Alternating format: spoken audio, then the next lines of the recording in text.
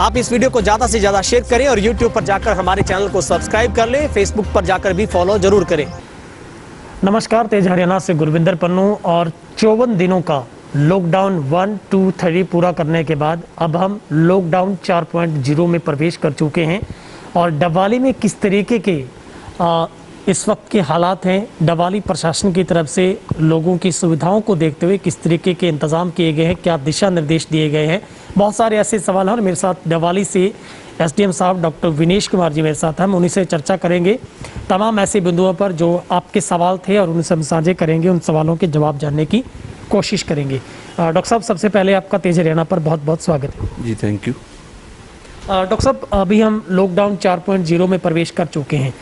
शहर के लिए क्या रणनीति बनाई गई है, किस तरीके के नियम आपने तय किए हैं? बहुत सारे असमंजस की स्थिति है, खास करके बाज़ारों को खोलने को लेकर। क्या क्लियर करेंगे आप सर, किस तरीके से रूपरेखा शहर की बनाएगी ताकि सोशल डिस्टेंसिंग भी ना टूटे और लोगों की सुविधाएं को ध्यान में रखते हुए तमाम रूटीन की प्रक्रिया बनी रहे? हाँ जी, देखिए, हमारे जो 3 लॉकडाउन हमारे देश में लागू हुए थे वो एफिशिएंटली डबवाली में भी इम्प्लीमेंट हुए लॉकडाउन की सिचुएशन। और अच्छी बात ये है कि डबवाली के लोगों ने उनको अच्छे से खुद पे इम्पोज भी किया और ये सेंस ऑफ लॉकडाउन जो है ये इवोल्व भी हुई डबवाली में काफ़ी हद तक। और 4.0 का ये जो लॉकडाउन है इसमें हमारे प्रशासन की तरफ से दुकानों का खुलने का जहाँ तक सवाल है तो हमारे जो वर्दी डिप्टी कमिश्नर महोदय के डायरेक्शंस के अकॉर्डिंग लेफ़्ट राइट की जो शॉप्स हैं वो हमने एनलिस्ट की, मार्किंग की है हर दुकानों पे। तो उसके अकॉर्डिंगली एक दिन लेफ़्ट की दुकानें खुलेंगी, एक दिन राइट की दुकानें खुलेंगी, प्रोवाइडेड दैट जो पेरिशेबल आइटम हैं हमारे जैसे दूध हैं या मिठाइयों की दुकान है उनके लिए ये नियम लागू नहीं है, क्योंकि वो एक दिन बंद करेंगे तो दूध ख़राब होने के, तो इस वजह से वो तो 6 के 6 दिन खुली रहेंगी और संडे को हमारी मार्केट बंद रहती है। सर, ओवरऑल देखिए तो 54 दिनों का हम अगर प्रथम, द्वितीय और तृतीय लॉकडाउन की बात करें, कितना योगदान मिला आप सर शहर वासियों का, पूरे उपमंडल वासियों का, तमाम प्रशासनिक दूसरे कर्मचारियों का? क्या मानते हैं सर, कितने फीसदी हमारा जो काम है सक्सेस रहा और आप क्या निवेदन करते हैं?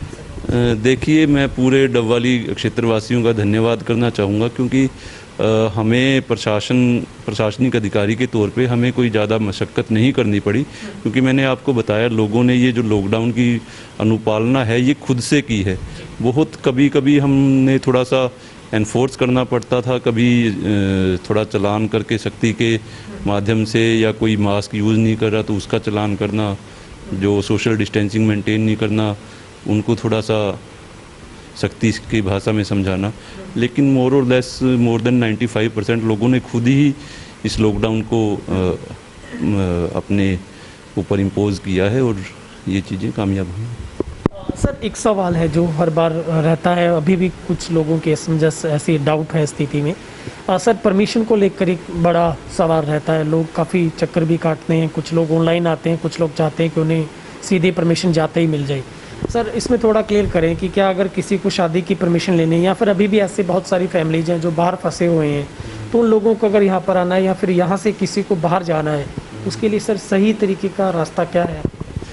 देखिए, अभी गवर्नमेंट ने 2 चीज़ें स्टार्ट की हैं। एक तो जन सहायक हेल्प मी ऐप है, उसमें आप अपने आप को रजिस्टर करिए, या ई दिशा के लिए जो माइग्रेंट जो पर्सन्स है किसी और स्टेट में फंसे हुए या यहाँ के लोग कहीं और जाना चाहते हैं, इनवर्ड या आउटवर्ड मूवमेंट अदर स्टेट्स में करना चाह रहे हैं, तो ई दिशा के ऊपर ये सर्विसेज अवेलेबल है, तो उसमें अपना वो करवाए।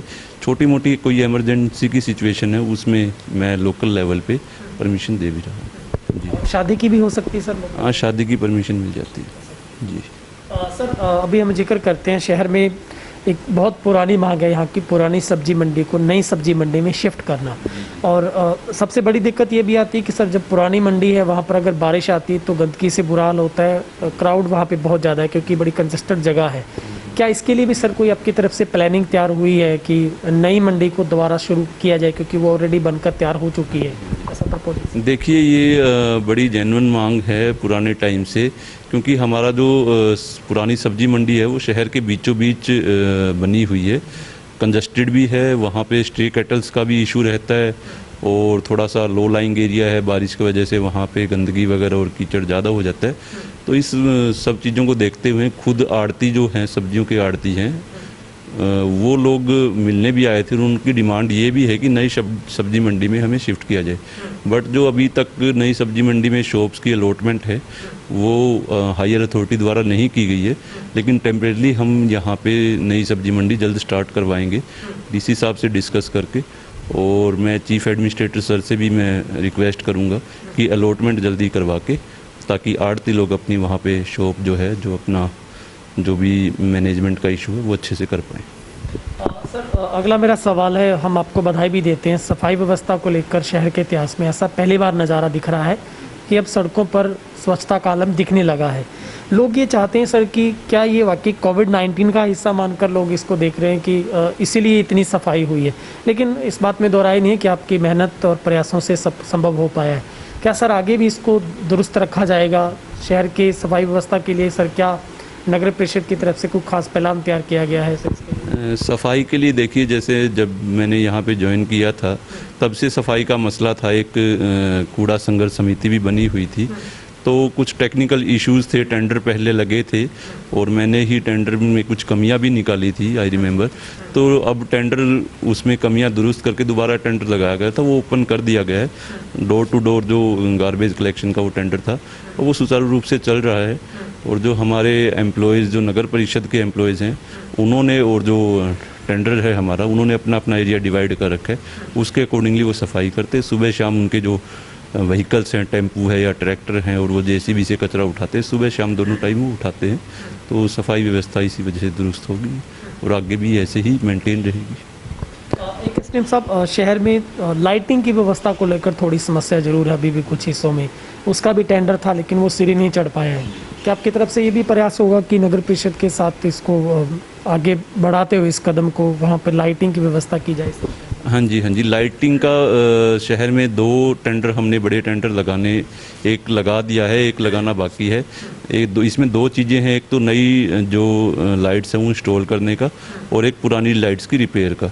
तो रिपेयर का टेंडर कहीं ना कहीं पाइपलाइन में है, वो जल्दी लग जाएगा। और जो नई लाइट्स का टेंडर है उसकी अप्रूवल हमने हेड ऑफिस से लेनी है, वो भी हम जल्दी करवा देंगे। डॉक्टर साहब, एक बड़ा अहम सवाल है, शहर में बंदरों की जो बड़ी दिक्कत है यहाँ पे, क्योंकि अक्सर टोलियाँ घूमती, लोग इंजर्ड भी होते हैं और कहीं ना कहीं बड़ा नुकसान होता है। दूसरा इसी में मैं इंक्लूड करता हूँ सवाल की जो कैटल फ्री का एक हम चाहते हैं शहर में, आवारा पशुओं की रोकथाम के लिए। सर इन 2 मुद्दों पर क्या कोई खास रणनीति बन पाई? काफ़ी पुरानी मांग है सर शहर के लोगों की, इसका कुछ ठेका छूटे और यहाँ से बंदरों को पकड़ा जाए। बंदरों का ये मामला जो है, ये ऑनरेबल हमारे जो एसडीजेएम साहब है उनकी कोर्ट में भी ये मामला चल रहा है। तो इसके लिए हमने जो टेंडर था वो लगाया था। आज ही सेक्रेटरी नगर परिषद ने मुझे बताया है कि उसमें बिड्स आ नहीं पाई हैं, तो उन्होंने री टेंडर उसको किया है। और उम्मीद है, हमने और भी जगह बात की है, बड़े कॉरपोरेशंस में भी बात की है, और जो एजेंसीज, जो कंपनीज़ है जो इस काम को करती हैं, उनसे भी हम कांटेक्ट में हैं। और हम कोशिश करें कि वो लोग टेंडर प्रक्रिया में पार्टिसिपेट करें और अपनी अपनी बिड भरें, ताकि बंदरों से छुटकारा मिल जाए। आवारा पशुओं के लिए भी सर? आवारा पशुओं के लिए देखिए, जैसे कि लॉकडाउन हुआ है तो मेन तो आवारा पशुओं का जो आने का यहाँ पे था, वो किलिया वाली मंडी में जो मंडी लगती है, हाँ, पशुओं की जो मंडी लगती है, वहाँ से आवारा पशु आ रहे थे। अब आप देख भी पा रहे होगा, आवारा पशु थोड़े कम भी हुए हैं।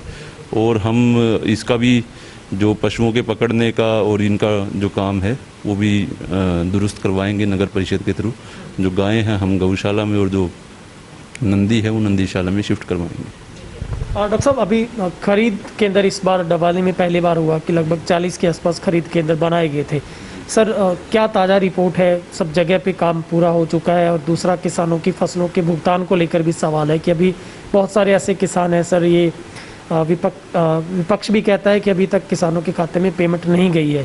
तो सर इस पे भी कोई अभी तक क्या आपकी तरफ से जो आपके पास जानकारी है, खरीद केंद्रों को लेकर किस तरह की स्थिति है, किसानों के साथ जो समस्याएं थी उनको सॉल्व किया गया? सर देखिए, जैसे कि कोरोना महामारी को देखते हुए सरकार का बड़ा अच्छा ये पहली बार हमने ये निर्णय लिया था सरकार ने, और हमने ये लागू करवाया था। पहले 2-3 मंडियां सरसों की होती थी और 12 मंडियां वीट की होती थी। तो अब की बार पूरे डबवाली क्षेत्र में 40 मंडियां हमारी गेहूं की थी और 7 मंडियां हमारी मस्टर्ड की परचेज़ के लिए बनाई हुई थी। तो लगभग 99% हमारी परचेज़ कंप्लीट हो ही चुकी है। जो भी ज़मींदार जिसका मेरी फसल मेरा ब्यौरा में रजिस्ट्रेशन था, उसके लगभग सारी परचेज़ जो है वो कंप्लीट हो चुकी है।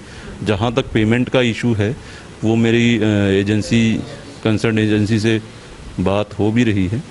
तो वो ऊपर हायर ऑफिशियल्स पे अपनी जो परचेज रिपोर्ट है और जो जे फार्म आई फार्म जो है, जो भी टेक्निकलिटीज़ हैं, वो दुरुस्त करके वो लगे हुए हैं। पेमेंट जो है वो खाते में चली जाएगी जल्दी। सर अभी तहसील परिसर में किस तरीके के कार्यों में छूट मिली है? क्योंकि पहले पूरी तरीके से रिस्ट्रिक्ट था सब कुछ, आप भी नहीं बैठते थे और काम भी नहीं होते थे, क्योंकि अभी भी बहुत सारे लोग हैं जिन्हें लाइसेंस बनवाने हैं, आरसी अपने गाड़ी नाम करवानी है, बहुत सारे काम है।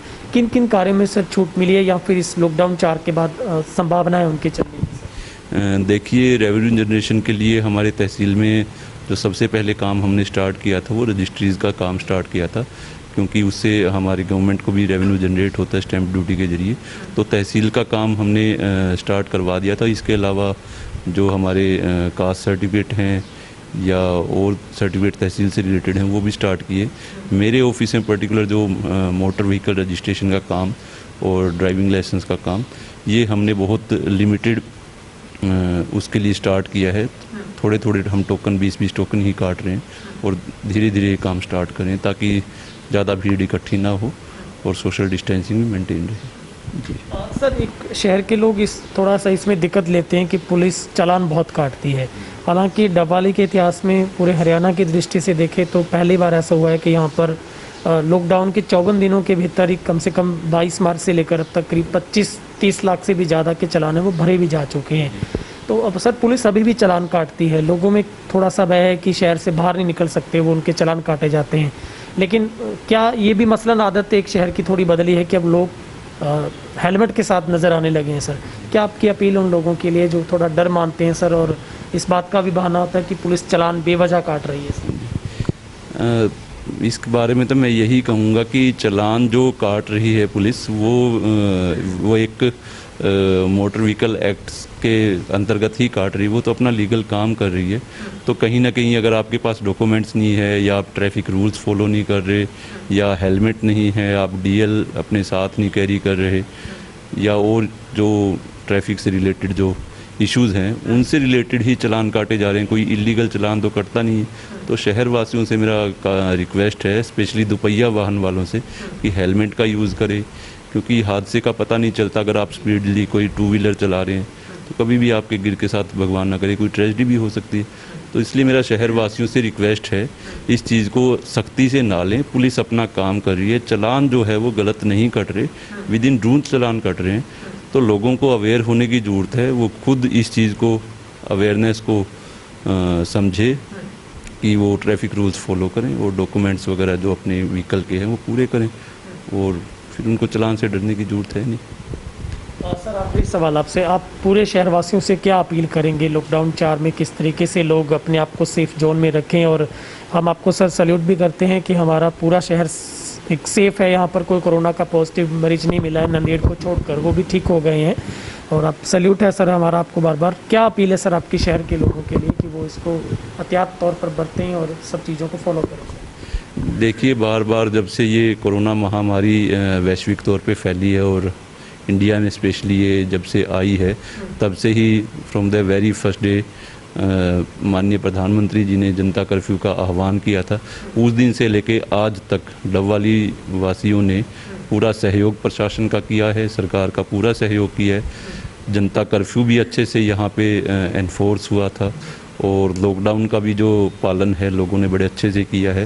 लेकिन फिर भी मैं ये कहना चाहूँगा लोगों को कि बेवजह लोग कई बार मुझे दिख जाते हैं जो सड़कों पे निकलते हैं, तो वो निकलना कम करें। अगर आपने राशन ख़रीदना है तो कई दिन का, महीना का, 20 दिन का, वो आप लेके जितना आपकी कैपेसिटी वो रख लें। बार बार ये नहीं कि एक दिन में आप 3 बार शॉपिंग के लिए निकल रहे हो घर से, कभी सब्जी लेने, कभी आटा लेने। कोई इकट्ठा सामान लेके अपने घर पे रखें ताकि बार बार बाहर ना निकले और भीड़ भड़का ज़्यादा ना हो। इसके अलावा डबवाली वासियों ने काफ़ी सहयोग हमारा किया है। तो डबवाली वासियों को फिर से धन्यवाद कहना चाहूँगा और उम्मीद करूँगा आगे भी ये कोरोना महामारी से लड़ने के लिए प्रशासन का पूरा साथ देते रहेंगे। सर जाते जाते आखिरी फाइनल कर लेता हूँ सर, अतिक्रमण की बहुत बड़ी इंक्लोजमेंट की समस्या शहर की है, क्या सर इसके ऊपर भी अभी एक मास्टर प्लान बनेगा कि शहर को, जैसे सफाई में हमने पूरे के पूरे गंदगी मुक्त कर दिया है शहर को, क्यों ना सर इसको अतिक्रमण मुक्त भी किया जाए? क्या आपकी सर अपील है दुकानदारों से भी, क्या एक हम इस पूरे अभियान को शुरू करें उससे पहले ही आपकी अपील हो जाए? जी बिल्कुल, देखिए जैसे हम सब्जी मंडी को वहाँ शिफ्ट करेंगे उसके बाद हम पूरा सख्ती से जो एनक्रोचमेंट है उसको, जो इलीगल एनक्रोचमेंट है, मेन बाज़ार हमारे कंजस्टेड हो गए हैं, निकलने की जगह नहीं है, गाड़ी नहीं निकल सकती, टू व्हीलर्स भी नहीं निकल पाते।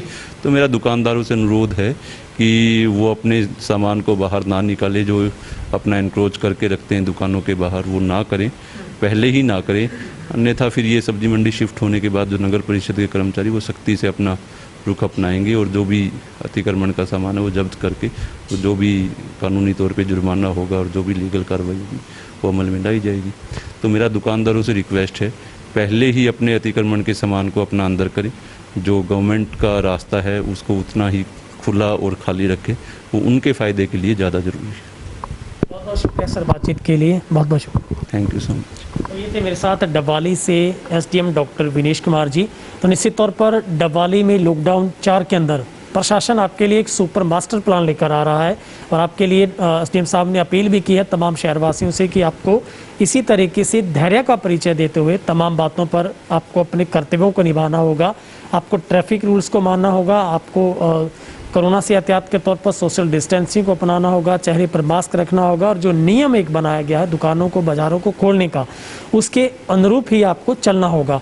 और अब अतिक्रमण को लेकर, चाहे सफाई व्यवस्था को लेकर, लाइटिंग की व्यवस्था को लेकर, बंदरों की समस्या को लेकर, पशुओं की समस्या को लेकर, शहर के तमाम उन मुद्दों को लेकर प्रशासन आपके लिए बेहद गंभीर है और बड़ी गंभीरता के साथ, बड़ी तेज़ी के साथ मास्टर प्लान तैयार हो रहा है। जल्द ही शहर में बहुत कुछ अच्छे से और बहुत अच्छे से सब कुछ पटरी पर लौटा भी है और हम प्रशासन का बहुत बहुत धन्यवाद करते हैं जो समय समय पर लोगों के बीच में आकर हमारे एसडीएम साहब लोगों से मिलते हैं, उनकी समस्याओं को वहीं पर समाधान करवाया जाता है। तो आपसे गुजारिश है आप लॉकडाउन के नियमों की पालना करें और सोशल डिस्टेंसिंग को अपनाते हुए बेवजह घर से बाहर ना निकलें, क्योंकि अभी भी कोरोना घर के बाहर है, आप घर के भीतर रहिए। YouTube पर अगर आपने चैनल को सब्सक्राइब नहीं किया तो सब्सक्राइब कर लें। आप हमारी वेबसाइट पर जा सकते हैं, लॉगिन करें www.tejharyana.in। Camera person Hemraj bit के साथ गुरविंदर पन्नू, तेज हरियाणा, डबवाली।